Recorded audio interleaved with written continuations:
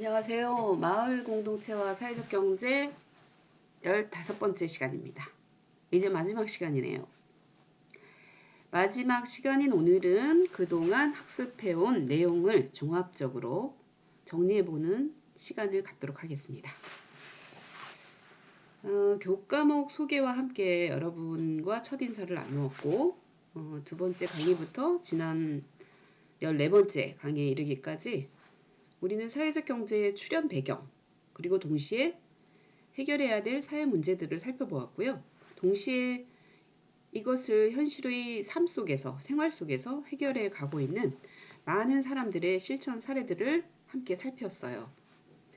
그리고 학교가 있는 천안 지역에서 마을 공동체와 사회적 경제가 얼마나 활발하게 움직여 가고 있는지를 여러분들이 직접 조사하고 토론하고 발표하면서 천안 지역 사회적 경제 생태계 지도를 그리는 작업까지 진행을 해보았습니다. 다시 한번 우리가 밟아온 학습의 과정을 되돌아보면서 마을 공동체와 사회적 경제에 대한 이해도 다시 정리를 해보고 우리 사회 그리고 우리의 삶의 방식에 대한 성찰의 시간, 정리의 시간을 가져보도록 하겠습니다. 두 번째 시간에서 마을 공동체나 사회적 경제가 대체 뭐야? 하는 주제로 부탄 소녀들 행복한 웃음을 함께 보았고 이 시간에 마을 공동체가 뭔지, 사회적 경제가 무엇인지를 이해하기 위해서 그 출현 배경이 되는 여러 가지 사회 문제들을 우리가 살펴보았죠. 우선은 우리 사회 불평등의 문제가 아주 심각하다 하는 것, 그리고 자연재난은 모든 사람에게 평등하게 닥쳐오지 않더라. 취약한 계층에게는 그 사회재난의 성격을 띠고 더 심각하게 덮치게 된다는 것을 볼 수 있었죠. 올해 115년 만에 내린 폭우로 숨진 신림동 반지하의 세 가족의 죽음을 통해서 우리는 불평등의 상황을 실감나게 확인할 수 있었습니다. 불행히도 부의 불평등은 세계적인 차원에서 그리고 국내 차원에서 날로 심화되고 있고요. 국가 간, 지역 간, 그리고 남녀 간, 계층 간의 격차를 더욱 벌어지게 하고 있는데 불평등한 사회일수록 알코올 중독, 폭력, 질병 등 다양한 사회 문제들도 더 심각해진다는 것을 학자, 즉 윌킨슨과 피켓이라는 연구자 부부의 그 연구 결과를 보고서도 우리가 확인할 수 있었습니다. 이들 부부는 그래서 평등이 답이다. 이 사회 문제 해결의 핵심 고리는 평등이다라고 말을 하기도 하죠. 기후위기의 심각성도 함께 살펴보았는데요. 더 이상 지체할 수 없는 기후행동의 필요성에 부응해서 환경을 지키는 가치가 중시되고 있고 이를 위해서 마을 단위에서라든지 에너지 자립 마을 같은 경우죠. 소셜벤처나 사회적 기업들이 많이 등장을 했습니다. 온실가스의 배출이 가장 심각한 4월의 사진을 함께 봤죠. 초저출산 사회인 한국, 우리나라가 인구 소멸로 인한 인구 감소죠. 인구 감소로 인한 국가 소멸 1호로 지목되고 있다는 충격적인 소식도 우리가 들을 수 있었고요. 해마다 인구 50만 증가의 토대에서 만들어진 사회 시스템 전체를 전면적으로 개혁하지 않으면 해결은 매우 어렵다라고 하는 전문가 의견도 들어봤습니다. 인구 감소는 지방 소멸 위기와 함께 우리 사회를 위협하고 있죠. 지도를 통해서 우리가 확인할 수 있었는데요. 우리나라 지방의 절반 이상이 이미 소멸 위기 상황에 직면해 있다고 하고 수도권 지방의 격차가 더욱 벌어지고 있는 현실도 함께 살펴보았어요. 이렇게 폭넓게 살펴본 사회 문제들이 바로 마을 공동체와 사회적 경제의 출현 배경이었던 거죠. 도시재생이나 마을 만들기에서도 우리가 보았듯이 공동체가 해체된 곳에서는 공동체를 살리려는 움직임이 진지했고 경쟁으로부터 지친 사람들에게는 사회적 경제라는 호혜적 방식의 경제 조직이 위안을 주기도 합니다. 지나친 경쟁 시스템이 만들어낸 만들어낸 사회 문제들인 만큼 그 해결을 위한 마을 공동체나 사회적 경제는 다른 철학과 사회 비전을 가지고 있었는데요. 그 특징을 요약하자면 그 마을 공동체나 사회적 경제가 공통적으로 지향하는 가치는 공공성, 공동체성, 지역성, 연대성이었다. 연대성이다. 이렇게 우리가 정리를 해봤죠. 이는 곧 사람 중심의 경제, 협동의 경제를 통해 더불어 사는 사회를 만들어가고자 하는 흐름이다. 라고 정리해 봤습니다. 마을 공동체 사회적 경제는 곧 사람 중심의 경제다. 그리고 협동으로 풀어가는 경제다. 그 결과는 더불어 사는 사회를 만들어가는 거다. 라고 요약할 수가 있겠죠. 그리고 공동체 발전과 사회적 경제 조직의 성장을 이끌고 있는 핵심 동력이면서 동시에 조직 운영의 기초 원리가 되는 5가지 키워드를 우리가 함께 보았죠. 참여, 소통, 협치, 혁신, 그리고 인내, 끈기라고 하는 5개의 키워드를 우리가 핵심 키워드로 정리를 해냈고요. 다양한 사례를 통해서 그 원리들이 어떻게 작동하고 있는지도 확인을 해봤습니다. 여기 5가지 원리는 민주주의 원리와 곧 일치하죠. 따라서 마을 공동체 활동이나 사회적 경제 조직에 참여하면서 사람들은 민주 시민으로 성장해 가고 사회의 민주주의 확대에도 기여하게 된다고 볼 수 있습니다. 마을 공동체 사회적 경제는 곧 민주주의 학교다. 이렇게 얘기할 수 있겠죠.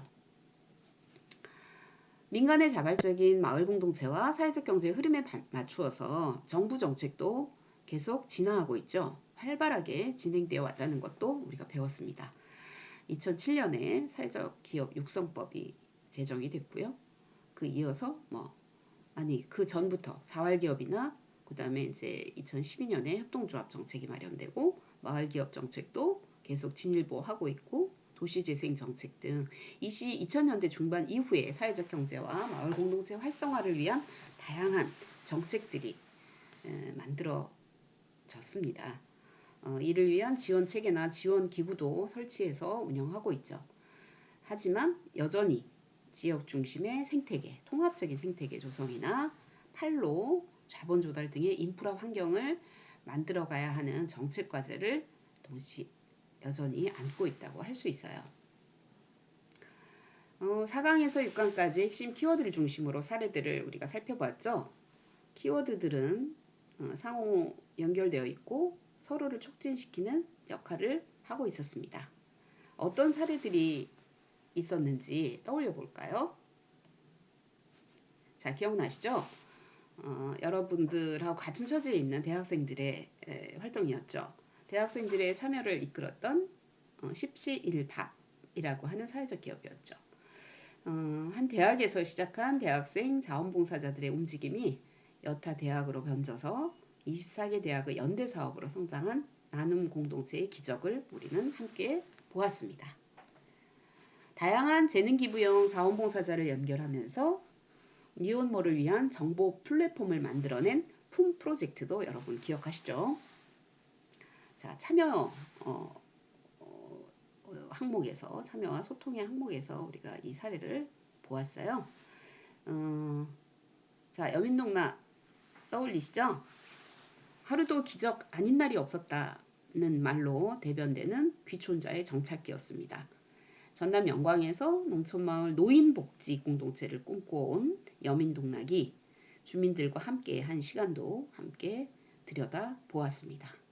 폐교를 살려내고 노인들과 오시송편을 만들고 주간 보호시설을 운영하면서 이동전방에서 마을전방으로 발전해간 사회적 협동조합, 그리고 현재 유기농 협동농장 운영에 이르기까지 묘량 굉장히 발음하기가 어렵네요. 그 묘량면 영광군의 그 주민들과 리더들의 이야기가 우리에게 감동을 주었습니다. 1989년에 창간 되어서 지역 신문의 역사를 쓰고 있다고 평가받는 옥천 신문사의 사례도 우리가 보았습니다. 전국의 청년 기자, 지망생들이 모여들고 지역 청소년들이 기자로 활동하고 있는 곳, 이제는 리단위의 신문사까지도 세운 지역 신문사 자립의 대표적인 사례죠. 지역 저널리즘의 역사를 쓰고 있다, 이런 곳입니다.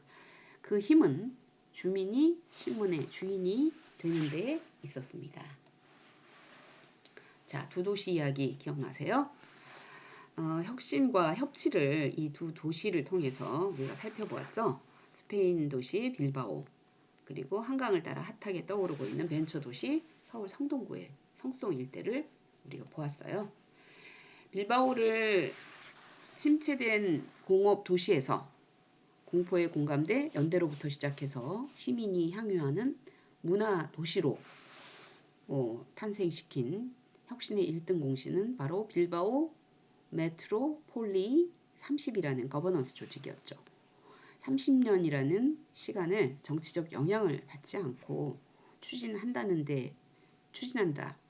정치적 영향을 받지 않고 추진한다 라고 하는 대원칙을 지켜냈어요.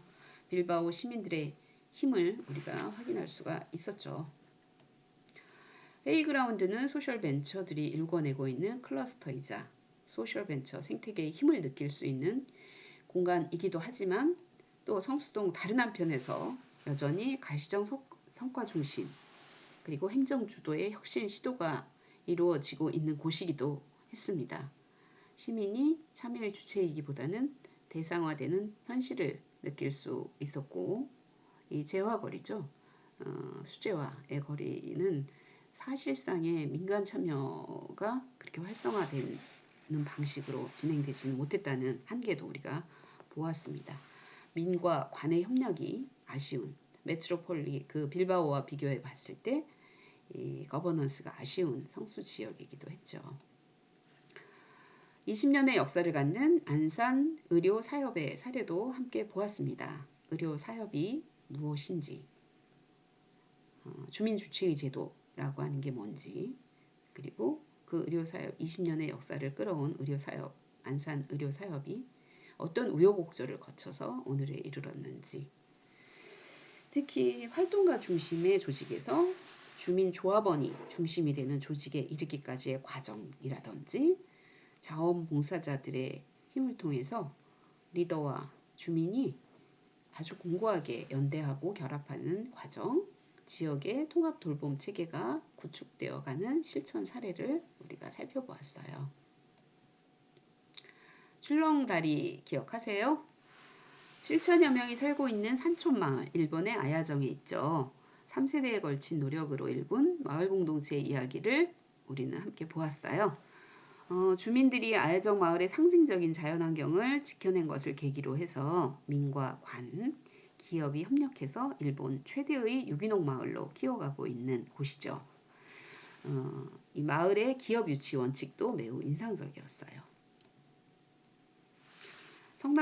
성남시와 역사를 함께한 40년의 역사를 가진 주민신협, 여러분 기억하시죠? 월세 내기조차 어려웠던 서민들을 위해서 돈을 모으기 시작한 주민신협인데요. 초등학생 우유팩 모으기로 학부모의 관심과 지지를 끌어내고, 또 전통시장이 불이 나자 상인들을 살리기 위해서 상인들을 지원하면서 신뢰받는 서민금융기관의 자리를 굳건히 지켜냈고, 성남시의 사회적 금융의 든든한 버팀목 역할을 하고 있고, 나아가 사회적 경제 허브로 성장해 가고 있는 조직입니다. 여러분의 조사와 발표를 통해서 주민신협이 천안의 아우네 공동체와도 연결되어 있고 연수원이 천안에 있다는 것도 우리가 뒤늦게 알게 되었죠. 우리나라 출산, 육아 등의 어려움으로 오랜 기간 경력 단절을 경험하고 있는 여성들이 많다고 했잖아요. 한국 사회 여성들의 경제활동 참가율 특성과 함께 경력 단절 여성들의 일자리, 특히 파트타임을 정규직화한 우리가 만드는 미래, 직원 주주 회사라고 했죠. 우리가 만드는 미래의 활동도 함께 살펴보았습니다. 소셜 벤처와 벤처들이 일구어가는 생태계의 모습도 함께 보았죠. 가방이 된 자동차 모호덴의 사례를 통해서 미션과 제품력에 집중하는 사회적 기업가 정신이 무엇인지 하는 것도 우리가 함께 생각해 볼 시간을 가졌습니다. 점점 늘어나고 있는 해외 개발 협력, 소셜 벤처도 함께 보았는데 제리백, 우간다에서 활동하고 있는 제리백이나 적정 기술을 활용한 솔라카우 프로젝트도 우리가 한번 보았어요. 소셜벤처 사회적 기업, 마을 공동체의 확산에 기여하고 있는 중요한 흐름으로 가치 소비라고 하는 것도 소비자의 트렌드 변화도 우리가 이 시간에 함께 살펴봤습니다. 탐방도 있었죠. 지역의 실천 사례를 직접 방문해서 천안의 대표 기업인 즐거운 밥상의 박찬무 대표님으로부터 강의도 듣고 또 시설도 둘러보았습니다. 역시 현장이야 하는 여러분의 소감도 들을 수 있었어요. 거금이 투자되었다는 헬스업 시설도 함께 둘러보았고 자활기업의 산증인인 대표님의 강의 모습입니다. 열심히 듣고 있죠 우리가. 다음 수업 때문에 일찍 돌아간 학생들을 빼고 남은 수강생들과 함께 사진도 찍었어요. 9강부터는 여러분의 시간이었습니다. 천안 지역의 마을 공동체와 사회적 경제 생태계를 팀별 작업으로 진행해 갔죠. 전체 4조로 나뉘어서 사회적 기업, 소셜 벤처, 협동조합, 마을 기업과 마을 공동체, 도시 재생과 자활 기업 등 사회적 경제 활동을 하고 있는 다양한 조직들을 살펴보았어요. 여러분들이 직접 조사하고 분포 현황을 그려내고 또 조직들 간의 연결 상태를 점검하고 지원 조직을 방문해서 인터뷰도 해보고 기업도 방문을 해서 인터뷰를 여러분들이 직접 진행을 했습니다. 다시 토론해보고 정리하고 발표하고 보완하고 참 열심히 한 시간이었다고 봅니다. 처음에 사실 막막했었죠, 여러분. 솔직히.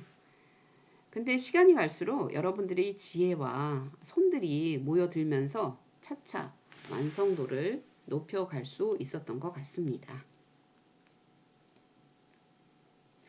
주거 문제와 함께 사회주택도 들여다보았어요. 민과 간이 협력해서 주택을 공급하는 방식을 사회주택이라고 하는데 아직은 초보 단계이지만 우리나라는 초보 단계지만 1인 가구 증가나 특히 청년 1인 가구 증가와 함께 소위 지역구라고 얘기하는 반지하, 옥탑방, 고시원 같은 열악한 주거 환경의 문제를 고려할 때 사회주택이 보다 확대될 필요가 있다고 했습니다. 특히 사회주택은요, 그 의미가 단순히 공급에 그치지 않고 운영자인 사회적 경제 조직들이 입주자들을 상대로 해서 다양한 커뮤니티 활동을 결합하고 또 고립의 문제를 극복할 수 있도록 공동체의 경험을 쌓게 해주는 기획자이자 연결자, 조력자가 될 수 있다는 게 더 큰 의미를 갖는다라고 볼 수 있습니다. 도시재생 사업을 매개로 활성화되고 있는 마을 공동체 활동 사례들도 여러 개를 보았어요. 주로 마을관리 사회적 협동조합 사례를 통해서 보았는데요. 도시재생이 이루어지는 과정에서 주민 참여가 활발해질수록 또 사업의 성과를 지속적으로 이어갈 수 있다 하는 것을 우리가 확인할 수 있었는데요. 도시재생이 주민 공동체를 활성화시키고 주민 참여와 역량 강화를 통해서 지속 관리되는 주민 주체 조직을 만들어가는 과정이 되어야 한다라고 하는 사실을 함께 살필 수가 있었습니다.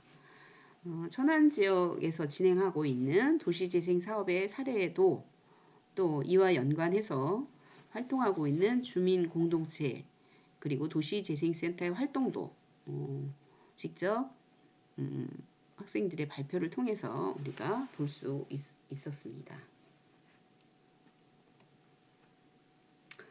바로 지난 시간이었나요? 지방 소멸 위기 속에서 지방에서 털을 잡고 자신들의 삶을 만들어가고 있는 청년 공동체 마을도 함께 살펴보았어요. 이들의 움직임은 지역 재생을 위한 것도 아니고 지역 활성화가 그들의 일차적인 목적도 아니었죠. 자신들의 삶을 읽어가는 것이 일차적인 목적이었고 또 그게 되더라고요. 뭐 그때그때 필요하면 정부 사업도 연결해서 만들어가기도 했지만 정부 사업에 종속되는 것이 아니라 독자적인 자기의 프로그램을 가지고 정말 젊은이의 방식대로 풀어나가는 사례였던 것 같아요. 누군가는 서울과 대도시를 벗어나서 자신들의 자유롭고 새로운 도전을 해보고 싶죠. 이 청년 마을들은 바로 그러한 청년들을 부르는 발판을 만들어 주었고 그것을 발판 삼아 청년들이 모여들었고 지역에서의 가능성을 찾아서 정착해가는 청년 공동체의 모습도 보았습니다. 그런 모습들 속에서 청년들의 욕구가 무엇인지 스스로 공동체를 만들어 상호 연결되어가는 모습을 우리가 볼 수 있었고요. 청년에게 지치고 힘들 때 돌아가고 싶은 그런 고향의 모습은 어떤 모습일까 하는 것을 상상해 볼 수도 있었습니다. 목포에 자리 잡은 괜찮아 마을이 있었고 정말 뭘 해도 괜찮은 그런 마을이 있었고요. 서천에 자리 잡은 기술학교도 보았습니다. 살아가는 데 필요한 기술을 배우고 익히는 지역 주민들과 함께 그것을 만들어가는 지역이었죠. 그런 청년들의 커뮤니티도 우리가 살펴볼 수 있었어요. 노마드, 유목민이죠. 특히 디지털 노마드. 한 곳에 머무르지 않아도 일감을 가지고 좀 더 한적한 자연 환경 속에서 일하고 싶을 때 찾아갈 수 있는 곳이 있더라 하는 것을 우리가 이 사례를 통해서도 알 수 있었고요. 자신을 돌아보면서 자신을 새롭게 만들어 갈 기회의 땅을 찾고 싶을 때 또 머물 곳이 있는 지역, 마음을 나눌 청년들이 농촌에 누군가가 있다면 그 지역을 찾고 농촌에 정착해가는 청년들이 더 많아지지 않을까 이런 생각을 해보게 되었습니다. 마지막으로 살펴본 게 기후위기 문제였어요. 지구의 온난화, 기후변화로 인한 고통은 이미 현실이죠. 누구도 예외 없이 행동해야 할 때고 가장 큰 문제는 석탄, 석유, 가스 등 화석연료를 이용한 온실가스 배출이다. 그래서 에너지 생산과 소비 시스템의 변화가 필요하다 하는 것을 우리가 알 수 있었습니다. 성대골 에너지 마을 사례를 통해서 작지만 주민들과 함께 한 걸음 나아가고 있는 시민들의 기후위기 시대의 실천 사례를 함께 보기도 했죠. 누구도 자유로울 수 없는 기후위기, 온실가스 배출을 낮추려는 다양한 행동들이 있을 수 있고요. 어느 것 하나 소중하지 않은 것이 없는 그런 시대에 우리가 살고 있습니다. 이렇게 돌아보니까 참 많은 사례들을 우리가 접했네요. 여러분들이 개별 과제로까지 찾아낸 사례를 합치면 훨씬 더 풍성해집니다. 우리 사회 곳곳에서 공동체 활동, 사회적 경제 조직의 활동이 참으로 다양하고 풍성해지고 있는 것 같아요. 모쪼록 이 일을 함께 해나가는 사람들이 즐거운 마음으로 행복감을 느끼면서 오랫동안 그 일을 하셨으면 좋겠다. 이런 바람과 함께 응원을 보냅니다. 하지만 시간 문제로 다루지 못한 주제들도 있어서 저는 좀 아쉽네요. 사회적 경제의 성장과 발전을 뒷받침해 줄 수 있는 젖줄이라고 하죠. 사회적 금융, 돈요. 자본 조달에 엄청 어려움을 겪고 있으니까 이 사회적 금융이 굉장히 중요한데 이거는 사회적 금융은 한 과목으로 개설을 해도 저기 할 만큼 많은 내용을 담고 있어서 다루지 못했어요. 저개발국의 인권과 노동의 가치를 인정해주는 교역의 매개라고 하죠. 공정무역. 이것도 별도의 주제로 다룰 수 있는데 이 주제를 다루지 못했어요. 요람에서 무덤까지 지역사회 돌봄 체계를 통합적으로 구축해가는 통합돌봄의 문제. 이제 지역이 훨씬 더 중요하고 지역 단위의 생태계를 통합적으로 구축한다고 했을 때 돌봄의 문제는 매우 중요한 위치에 있잖아요. 의료 사업을 통해서 부분적으로 살펴보긴 했지만 전체적으로 한국 사회의 돌봄 체계가 어떻게 구축되어 있는지에 대해서도 다루어 보았으면 좋았을 텐데 하는 아쉬움이 있습니다. 지역 농산물을 지역에서 소비함으로써 농업을 살리고 지역 사회를 활성화시키는 로컬푸드의 문제도 우리의 삼농, 농민, 농업, 농촌 문제와 함께 다루어 보았으면 좋았을 텐데 하는 아쉬움이 있네요. 획일성으로부터 다양성으로 인생의 길을 찾게 해주는 교육의 문제. 공교육만 있는 것이 아니라 점차 마을 교육도 확대되고 있고 이 교육의 다양성이 제기되고 있는 시점이기 때문에 다양한 교육 공동체의 사례도 살펴보았으면 좋았겠다 싶습니다. 여행의 트렌드를 바꾸어가는 로컬 여행 그리고 마을 호텔 이런 것도 재미있는 주제였는데 살펴보질 못했어요. 아쉽죠. 새로운 방식으로 서비스를 개발하고 콘텐츠를 만들어가면서 연결되는 사실 많은 주제들이 있어요. 아쉬움이 남지만 다음 기회에 다뤄줄 수 있기를 기대해 보겠습니다. 관심 있는 분들은 더 찾아봐도 좋을 것 같고요. 지금까지 우리가 마을 공동체와 사회적 경제라는 수업을 통해서 함께 공유한 내용들을 정리해 보았습니다. 이미 경험을 통해 아는 것도 있었지만 새롭게 접해 본 것도 많이 있었을 거라고 봅니다. 어떤 문제의식이, 어떤 사회 문제가, 어떤 사례가 여러분께는 인상적이었나요? 혹시 한번 도전해 보고 싶다, 가까이 가서 살펴보고 싶다 하는 그런 사례나 지역은 없었던가요? 한번 가보고 싶은 곳은 또 없었나요?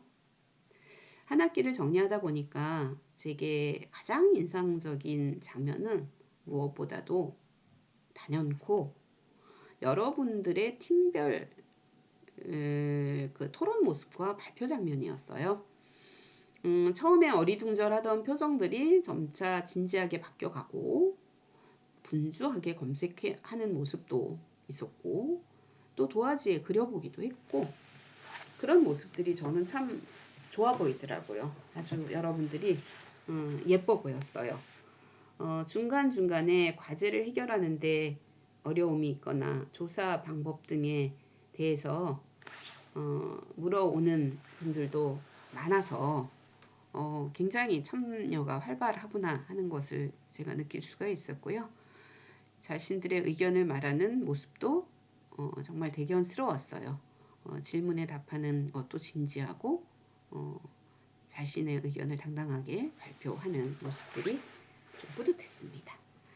팀 과제를 풀어가는 과정에서 발휘한 여러분들의 협동, 누구 하나 빠지지 않고 참여하게 이끌어준 팀원들 그리고 조장님들의 노력도 짐작할 수가 있었습니다.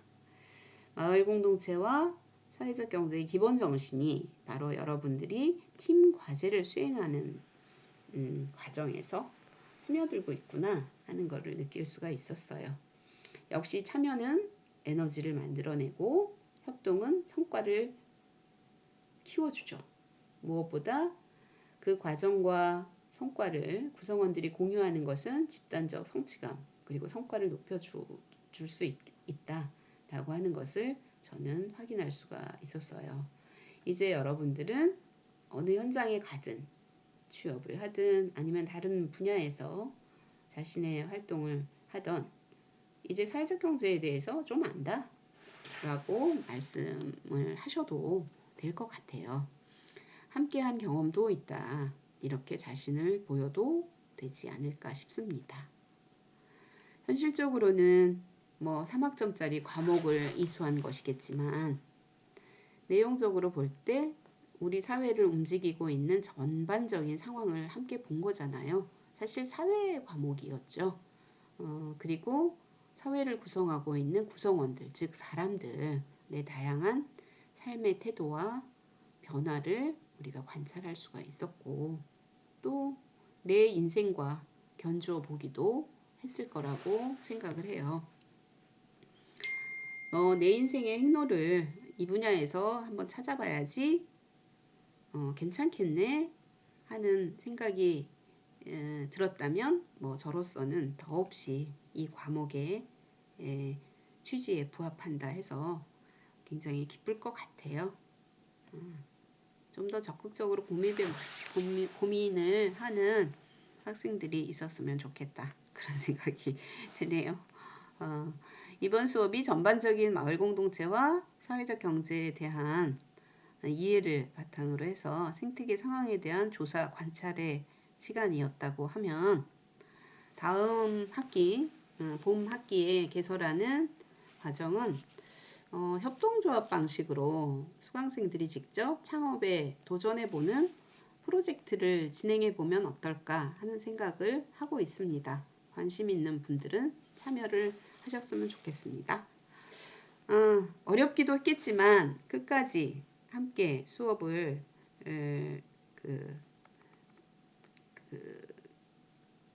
따라와 주셔서 정말 여러분께 감사를 드려요.